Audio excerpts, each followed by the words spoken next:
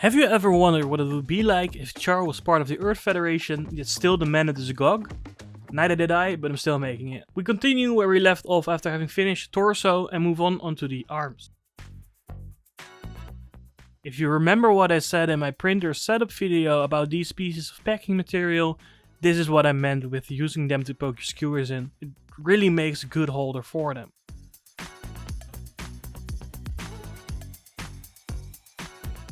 Now, moving on onto the primer stage. We start with the black base for the pre-shading effect that I also used previously.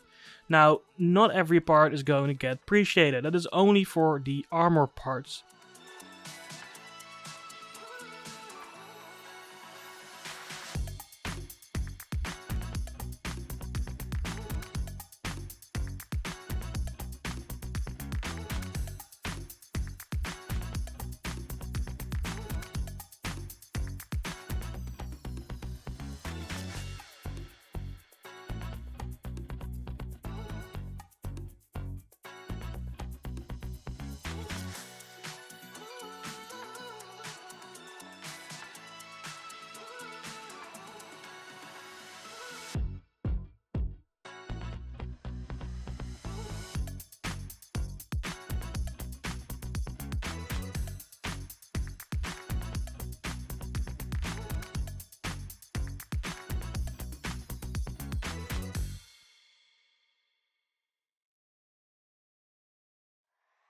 The inner frame parts are going to be followed up with a zeiss 116 black gray from Mr.color.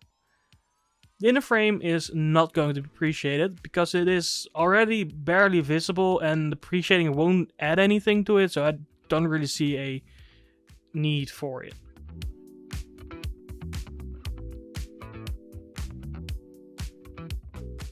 Nevertheless, we will be adding more detail to the inner frame with that metallic highlight I use on the raised parts of the inner frame.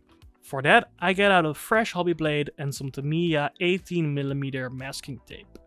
Now, most curves I will mask by laying on a piece of masking tape and then follow the edge with a sharp point like tweezers or a toothpick to score a guide into it. Then, I follow that guide with my hobby blade to cut the masking tape. Now, be careful not to press too hard when doing this, because otherwise you will be damaging the paint that's underneath and you will have to paint it over.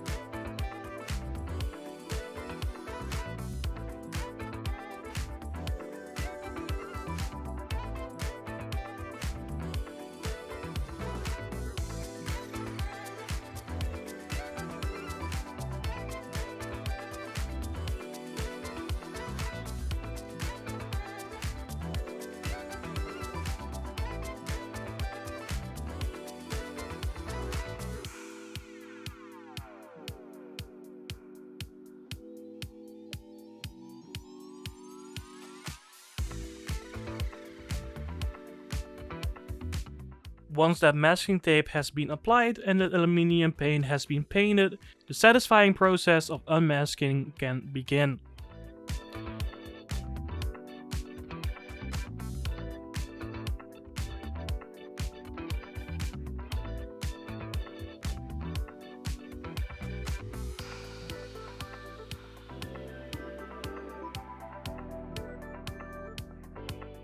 I really like the way that this result looks. It makes the inner frame just so much more interesting to look at.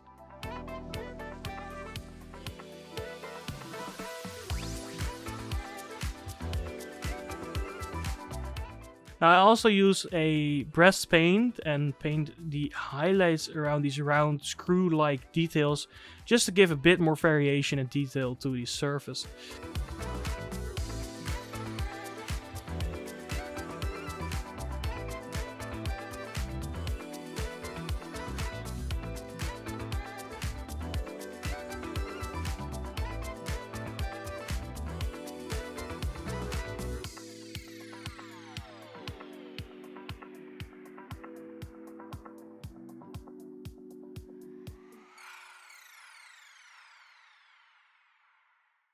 We now move on to the pre-shading part, and like I said in the previous episode, we are going to do it a little bit differently.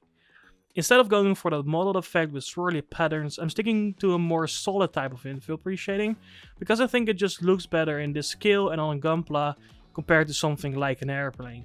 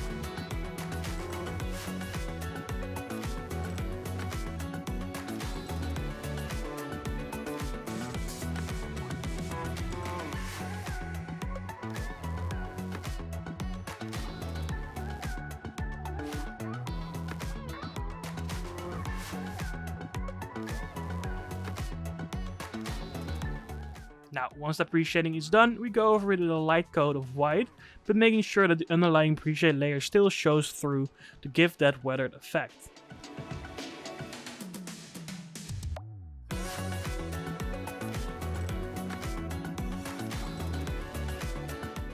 If you look close, you can see that I don't cover the entire part, and that's because we are gonna go over it once more with a light accented gray to give a little bit more color separation to these parts.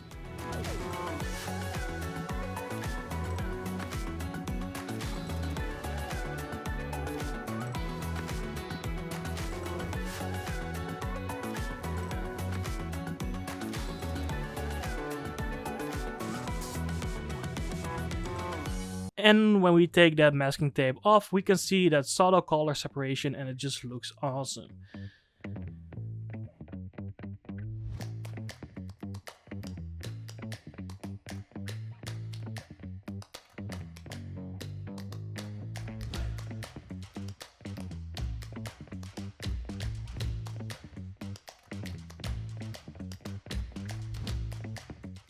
And then move on to panel line these panel lines with some Tamiya panel liner black.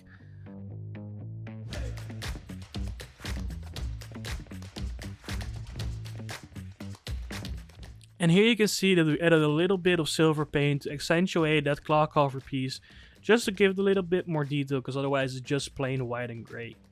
Now after that we add a clear coat of Mr.color GX113 flat clear, so we can assemble the kit back together. Now, I won't be fooling assembling this kit because I want to take a picture once the entire kit is done and finished without the armor to show the beautiful inner frame. I tried disassembling the chest piece because I already assembled that fully and the front chest piece broke. Luckily it broke along the panel line, and when you assemble it again you can't really see the damage there anyway. It just looks like a really deep panel line. I really am happy with how the inner frame detail appears through these armor pieces on the arms. It just looks really cool, especially with that hose there. And just the entire torso of this kit looks amazing put together, and I'm really excited to see the kit fully finished.